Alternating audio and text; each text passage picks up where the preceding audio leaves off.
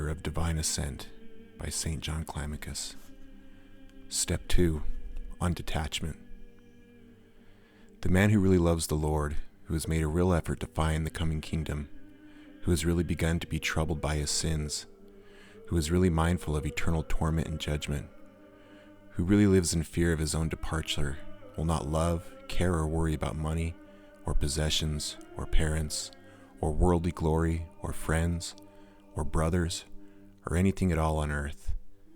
But having shaken off all ties with earthly things, and having stripped himself of all his cares, and having come to hate even his own flesh, and having stripped himself of everything, he will follow Christ without anxiety or hesitation, always looking heavenward and expecting help from there, according to the word of the holy man. My soul sticks close behind thee, and according to the ever-memorable author who said, I have not wearied of following thee, nor have I desired the day or rest of man, O Lord. After our call, which comes from God and not man, we have left all that is mentioned above, and it is a great disgrace for us to worry about anything that cannot help us in the hour of our need, that is to say, the hour of our death. For as the Lord said, this means looking back and not being fit for the kingdom of heaven. Knowing how fickle we novices are, and how we easily turn to the world through visiting or being with worldly people, when someone said to him, Suffer me first to go bury my father, and our Lord replied, Leave the dead to bury their own dead. After our renunciation of the world, the demons suggest to us that we should envy those living in the world who are merciful and compassionate, and be sorry for ourselves as deprived of these virtues. The aim of our foes is, by false humility, either to make us return to the world or, if we remain monks, to plunge us into despair. It is possible to belittle those living in the world out of conceit, and it is also possible to disparage them behind their backs in order to avoid despair and to obtain hope. Let us listen to what the Lord said to the young man who had fulfilled nearly all the commandments. One thing thou lackest, sell what thou hast given to the poor, and become a beggar who receives alms from others. Having resolved to run our race with ardor and fervor, let us consider carefully how the Lord gave judgment concerning all living in the world, speaking of even those who are alive as dead, when he said to someone, Leave those in the world who are dead to bury the dead. His wealth did not in the least prevent the young man from being baptized, and so it is in vain that some say that the Lord commanded him to sell what he had for the sake of baptism. This is more than sufficient to give us the most firm assurance of surpassing glory of our vow. It is worth investigating by those who live in the world and spend their lives in vigils, fasts, labors, and hardships, when they withdraw from the world and begin the monastic life, as if at some trial or on the practicing ground, no longer continue the discipline of their former spurious and sham asceticism.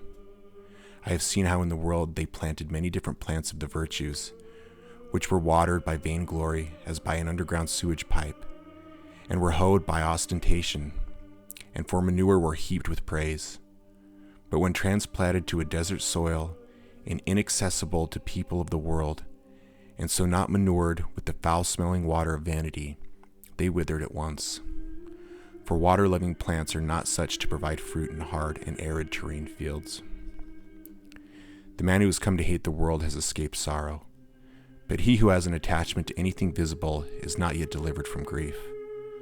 For how is it possible not to be sad at the loss of something we love? We need to have great vigilance in all things. We must give our whole attention to this above everything else. I have seen many people in the world who, by reason of cares, worries, occupations, and vigils, avoided the wild desires of their body. But after entering the monastic life and in complete freedom from anxiety, they polluted themselves in a pitiful way by the disturbing demands of the body. Let us pay close attention to ourselves so that we are not deceived into thinking that we are following the straight and narrow way when in fact we are keeping to a wide and broad way. The following show you what the narrow way means: mortification of the stomach, all-night standing, water in moderation, short rations of bread, the purifying drought of dishonor, sneers, derision, insults, the cutting out of one's own will, patience in annoyances, unmurmuring endurance of scorn, disregard of insults, and the indignant. When humiliated, not to be angry. When condemned, to be humble. Blessed are they who follow the way we have just described, for theirs is the kingdom of heaven. No one will enter the heavenly bride chamber wearing a crown, unless he makes the first, second, and third renunciation. I mean the renunciation of all business and people and parents, the cutting out of one's will, and the third renunciation of the conceit that dogs obedience. Come ye out from among them, and be ye separate, saith the Lord, and touch not the unclean world. For who amongst them has ever worked any miracles? Who has raised the dead? Who has driven out devils? No one. All these are the victorious rewards of monks, rewards which the world cannot receive. And if it could, then what is the need of asceticism in solitude? After our renunciation, when the demons inflame our hearts by reminding us of our parents and brethren, then let us arm ourselves against them with prayer, and let us inflame ourselves with the remembrance of the eternal fire, so that by reminding ourselves of this, we may quench the untimely fire of our heart. If anyone thinks he is without attachment to some object, but is grieved at its loss, then he is completely deceiving himself. If young people who are prone to the desires of physical love and to luxurious ways wish to enter the monastic life, let them exercise themselves in all fasting and prayer, and persuade themselves to abstain from all luxury and vice, lest their last state be worse than the first. This harbor provides safety, but also exposes one to danger. Those who sail the spiritual seas know this. But it is a pitiful sight to behold those who have survived perils at sea, suffering shipwreck in harbor. This is the second step. Let those who run the race imitate not Lot's wife, but Lot himself, and flee.